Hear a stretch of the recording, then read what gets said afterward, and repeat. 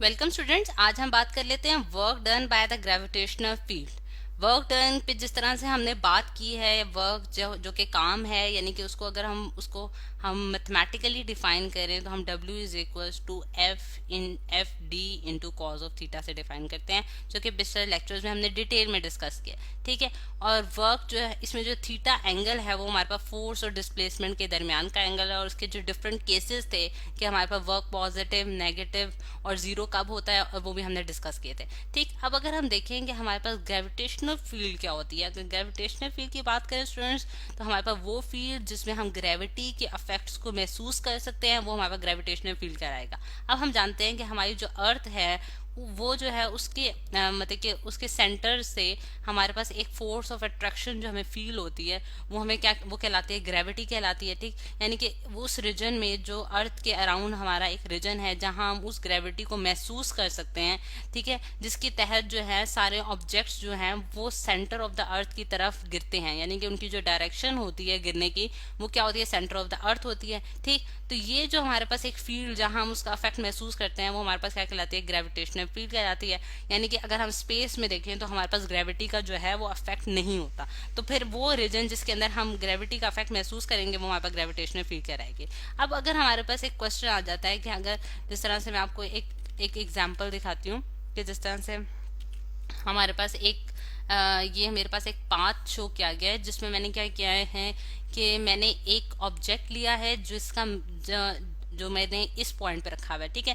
ये पॉइंट मैं कह देती हूँ, ये मेरे पास पॉइंट ए है स्टूडेंट्स, और पॉइंट बी तक मैंने इसको लिफ्ट अप करवा के ऊपर तक लेके जाना।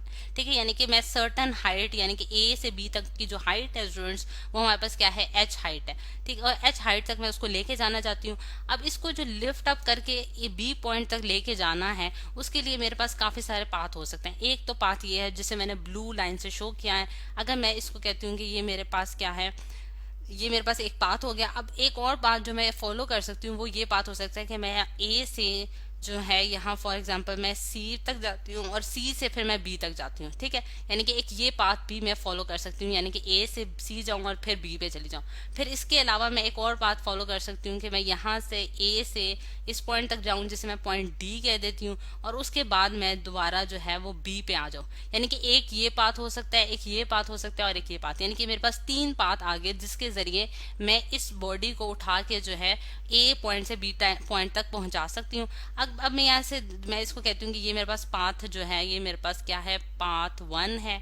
और इसी तरह स्टूडेंट्स इसको मैंने पाथ, इस वाले को मैंने पाथ 2 का नाम दे दिया। ठीक है। पाथ 2 है, और ये मेरे पास स्टूडेंट्स क्या है, पाथ 3। ठीक है। यानी कि इस तरह से मैंने 3 पाथ जो हैं वो डिफाइन कर लिए हैं, जिसके जरिए मैं ए से बी पॉइंट तक जो है वो पहुंच सकती हूँ। और ये जो ए से बी तक की जो हाइट है वो हमने डिफाइन किया है कि वो हमारे पास एच हाइट है। ठीक। अब अगर हम देखें तो हमारे पास ग्रेविटेशनल जो फील्ड है उसको अगर मैं देखूं तो ये मेरे पास जो वेट है, यानी कि इस बॉडी का जो मैंने लिफ्ट अप करवा के बी पॉइंट तक लेके जाना है, वही बेसिकली हमारे पास ग्रेविटेशनल फील्ड होगी। यानी कि जो ग्रेविटी है, ग्रेविटेशनल भी हम उसे, ग्रेविटेशनल जो हमारे पास फील्ड है वो इक्वल होगी किसके, वेट ऑफ द ऑब्जेक्ट के, यानी कि वेट जो कि हमारे पास mg के बराबर होता है उसके बराबर होगी। ठीक है। यानी कि हर पॉइंट पे मैं जो है वो उसको देखूंगी।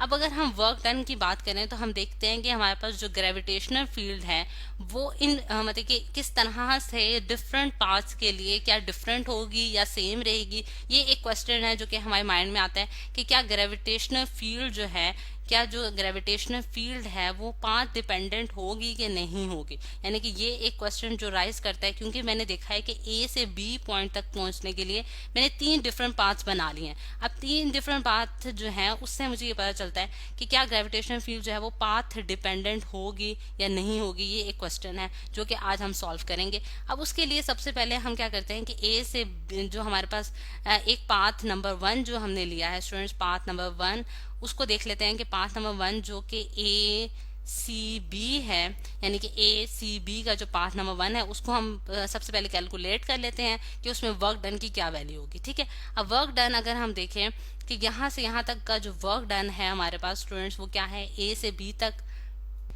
ए से सी तक जो है वो हम वर्क डन की वैल्यू निकालते हैं, ए से सी तक, यानी कि डब्ल्यू, मैं यहाँ लिख भी देती हूँ, डब्ल्यू फ्रॉम ए सी अगर हम देखें स्टूडेंट्स, तो यहाँ हमारे पास जो वेट है यानी कि ग्रेविटेशनल फील्ड है वो डाउनवर्ड डायरेक्शन में एक्ट कर रही है, ठीक है। और हमारे पास जो डिस्प्लेसमेंट है वो ए से सी तक इस डायरेक्शन में हो रही है, यानी कि डिस्प्लेसमेंट और हमारे पास वेट का जो वेट और डिस्प्लेसमेंट का जो हमारे पास एंगल बन रहा है स्टूडेंट्स, वो कितना बन रहा है, 90 का एंगल बन रहा है। जैसे कि हम देख सकते हैं कि यहाँ 90 का एंगल बन रहा है, जिससे मुझे पता चलता है कि वर्क डन जो है वो F D into cos of theta की जगह अगर मैं 90 पुट करूं तो मेरे पास क्या आंसर आएगा, कॉज ऑफ 90 जो है वो हमारे पास क्या होता है स्टूडेंट, 0 होता है, ठीक है। जिसकी वजह से मुझे पता चल जाएगा कि work done along the path A C जो है वो क्या हो गया, 0 हो गया। और डब्ल्यू जो है फ्रॉम सी बी अगर मैं देखूं, यानी कि सी बी अपवर्ड डायरेक्शन में और वेट जो है वो डाउनवर्ड डायरेक्शन में एक्ट करेगा, वेट जो है वो डाउनवर्ड डायरेक्शन में एक्ट करेगा, और डिस्प्लेसमेंट जो है वो ए सी पॉइंट से बी पॉइंट तक हो रही है। तो यानी कि इन दोनों के दरमियान अगर आप एंगल देखें तो कितना बनता है स्टूडेंट्स, 180 डिग्री का एंगल बनता है।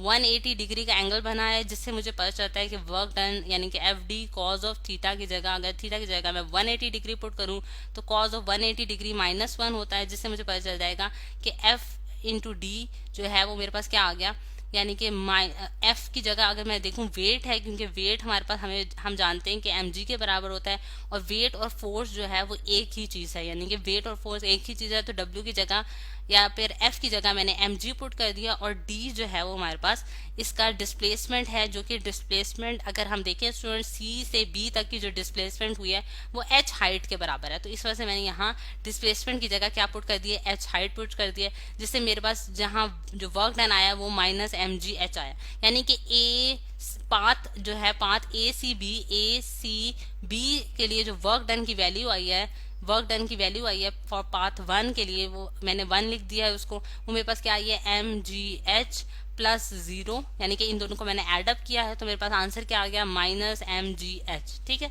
अब अगर हम देखें स्टूडेंट्स का, मैं पाथ 2 की बात करूंगी, यानी कि पाथ 2 में भी हम निकालते हैं कि हमारे पास क्या होगा वर्क डन, ठीक।